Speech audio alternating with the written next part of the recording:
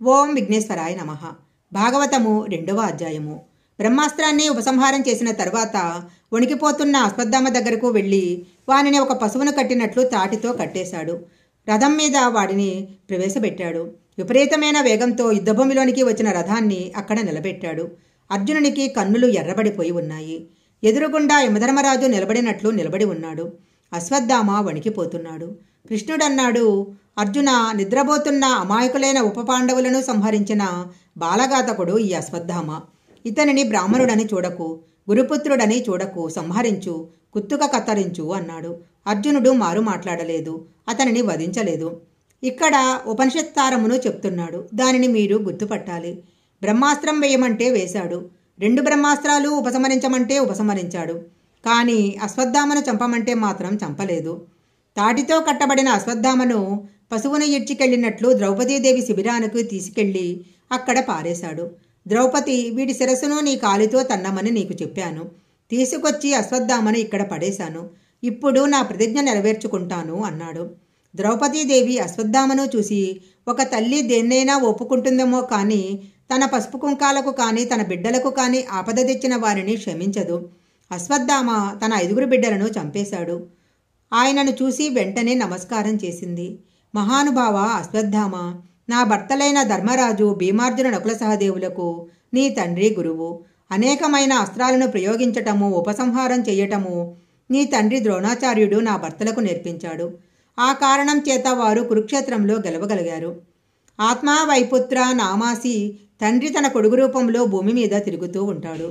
నువ్వు మా గురువుపుత్రుడవు, అందుచేత నాకు నీ యందు నా భర్తల గురువు దర్శనమవుతున్నాడు. అలాంటి నీకు నీ పాదాల వంక శిరస్సు పెట్టి చూసి నమస్కరిస్తున్నాను. అందుకే నిన్ను నేను ఒక్క మాట కూడా అనను. ద్రౌపదీదేవి ఎంత ధర్మం పాటిస్తుందో ఆలోచించాలి. ఇది ద్రౌపది అంటే. ఆవిడ కోపడలేదు. ఎంత మాట అన్నదో చూడండి. కోపంతో అశ్వత్థామను చంపేస్తామని నా పిల్లలు అస్త్రశస్త్రాలు పట్టుకొని యుద్ధభూమికి రాలేదు. వారు యుద్ధభూమిలో లేరు. ఇంతకు పూర్వము వారు నీకు ఎలాంటి ద్రోహమూ చేయలేదు. అపారమైన నిద్రలో ఉన్న నా కుమారులు యుద్ధము చేయటమందు ఆసక్తి లేని వారే గాఢ నిద్రలో ఉన్నారు. అలాంటి వారిని ఎవరూ చంపకూడదు. నీకు ధర్మం తెలుసు. బ్రాహ్మణ పుట్టుక పుట్టావు, ద్రోణాచార్యునికి కొడుకువయ్యావు.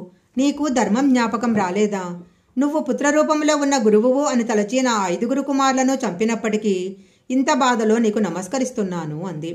రాత్రి చంపేటప్పుడు నీకు ఈ విషయాలు జ్ఞాపకం రాలేదా అని పరోక్షంగా అడిగింది.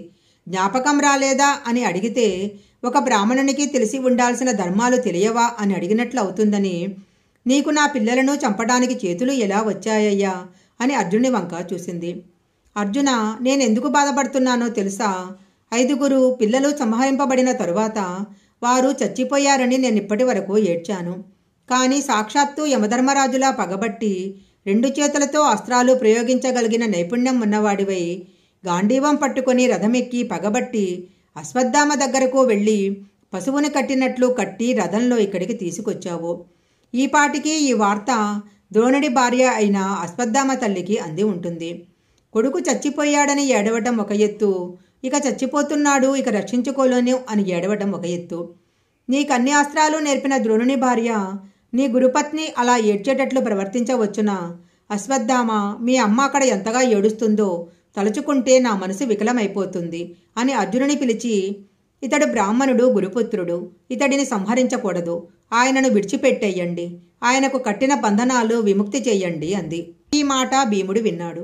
ఆయనకు ఎక్కడలేని కోపం వచ్చేసింది. ఈ ద్రౌపది మాట్లాడుతున్న మాటలు నాకేమీ అర్థం కావటం లేదు. ఈ దుర్మార్గుడు ఎక్కడో నిద్రపోతున్న పిల్లలను పట్టుకుని చంపేశాడు. నిద్రిస్తున్న పుత్రులను సంహరించిన ఈ ద్రోణపుత్రుడైన అశ్వత్థామను నేనే చంపేస్తాను అన్నాడు. భీముడికి ఆగ్రహం వస్తే ఇప్పుడు మాట్లాడటం ధర్మరాజుకు కూడా కష్టమే. అప్పుడు శ్రీకృష్ణుడు అన్నాడు, అర్జున, నేను నీతో ఒక మాట చెప్తాను. దానిని జాగ్రత్తగా విను. ఎవడు ఉపపాండవులను సంహరించాడో వాని తల కత్తరించేస్తానని నువ్వు ప్రతిజ్ఞ చేశావు. వీనిని క్షమించవలసిన పని లేదు. వీడి ఆతతాయి కాబట్టి చంపి అవతల పడేయొచ్చు. కానీ అతను బ్రాహ్మణుడు, ద్రోణాచార్యుని కుమారుడు. వేదము బ్రాహ్మణుడిని చంపకూడదని చెబుతుంది. ఇతడు చెడ్డవాడు కాబట్టి చంపేయాలి, బ్రాహ్మణుడు కాబట్టి క్షమించాలి. ఇప్పుడు ఏం చెయ్యాలో దానిని నువ్వు చెయ్యాలి అన్నాడు. అప్పుడు అర్జునుడు అశ్వత్థామను చంపినంత పనిచేసి చంపకుండా వదిలేయాలి. అందుకని అప్పుడు పూర్తి మండనం చేసేయాలి. బ్రాహ్మణుడికి చిన్న శిఖ ఉండాలి. పూర్ణమండనం చేసేయకూడదు. పూర్ణమండనం చేస్తే వాడు చచ్చిపోయినట్లే లెక్క. అశ్వత్థామ ఉపపాండవులను ధర్మం తప్పి ఎప్పుడు చంపాడో అప్పుడే తనంతట తాను తన తేజస్సు పోగొట్టుకున్నాడు. అప్పుడే కాంతిహీనుడైపోయాడు. ఇప్పుడు అతనిలో కొంత కాంతి ఇంకా మిగిలే ఉంది. పుట్టుక చేత అశ్వత్థామకు శిరస్సు మీద ఒక మణి ఉంది. ఆ మణికాంతి శరీరం అంతా కొడుతుంది. ఇప్పుడు అశ్వత్థామను చంపినంత పనిచేసి చంపకుండా వదలాలి. అలా వదలడంలో ధర్మం ఉంది. ఇప్పుడు అర్జునుడు ఆ ధర్మాన్ని పాటిస్తున్నాడు. అందుకని అర్జునుడు ఒక కత్తి తీశాడు. అది సామాన్యమైన కత్తి కాదు. అది ఎంతోమంది నెత్తురు తాగింది. అలాంటి కత్తిని ఈవేళ రక్తం కళ్ళ చూడాల్సిన వాడిని రక్తం చూడకుండా ధర్మం కోసం చురకవృత్తికి వాడుతున్నాడు. ఆ కత్తితో అశ్వత్థామకు ఉన్న జుట్టునంతటినీ తీసి అవతల పడేశాడు. అతని తలలో ఉన్న మణిని ఓడబెరికి తను తీసుకున్నాడు. అశ్వత్థామకు కట్టిన బంధాలను విప్పేసి ఒక్క తోపు తోసి అవతల పడేశాడు. ఆ తోపుతో అశ్వత్థామ శిబిరం బయటికి వెళ్ళి పడిపోయాడు. హీనుడై కాంతిపోయిన వాడై తలవంచుకొని సిగ్గుతో నడుచుకుంటూ వెళ్ళిపోయాడు. ఈ వృత్తాంతాన్ని చెప్పి సూతుడు అన్నాడు, సౌనకాది మహర్షులారా, వృత్తాంతము విన్నారు కదా. ఇది కృష్ణలీల అంటే, ఇది కృష్ణుడంటే. ఏ కృష్ణ పరమాత్మ దగ్గర అర్జునుడు కూర్చున్నాడో అలాంటి ఆయన అనుగ్రహం కలగడం చేత అర్జునుడికి ధర్మం అంటే ఏంటో తెలిసింది. అందుకనే భగవతము. ఉపపాండవుల పార్థివ శరీరాన్ని తీసుకువెళ్లారు. దహనక్రియాలను ఆచరించి తదనంతరము వారందరూ గంగానదిలో స్నానం చేసి ఏడుస్తూ తిరిగి వెనక్కు వచ్చేశారు.